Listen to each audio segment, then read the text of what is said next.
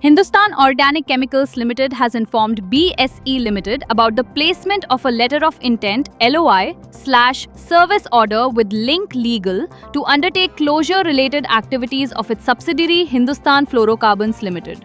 MSTC Limited, a Government of India enterprise under the Ministry of Steel, has announced an exclusive partnership with Easy Trip Planners Limited, Ease My Trip, to provide comprehensive technology-enabled travel services for government sector organizations.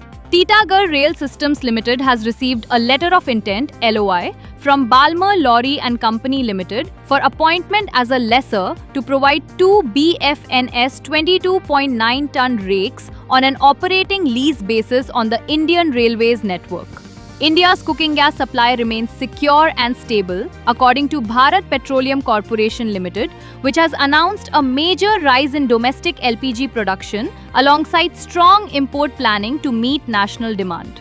State-owned mining giant Coal India Limited has announced a major expansion plan to strengthen domestic coking coal supply, unveiling a 3,300 crore rupees investment to build 8 new coking coal washeries with a combined capacity of 21.5 million tons per year, MT/Y. In a major boost to India's coal sector, Southeastern Coalfields Limited (SECL) has achieved a historic production milestone at the Gewra Open Cast project, recording its highest ever single-day output. The Ministry of Railways (Railway Board) has issued a corrigendum revising the deputation tenure of Mangesh G. Kashimkar to Mumbai Railway Vikas Corporation. The order, dated 27th March 2026, modifies the ministry's earlier communication issued on January 7, 2026. Oil and Natural Gas Corporation, India's largest oil and gas explorer, has awarded a significant contract worth approximately 329.92 crore rupees, inclusive of GST, to a consortium led by CMEC Limited for the operation and maintenance (ONM) of its multi-support vessel Samudra Prabha.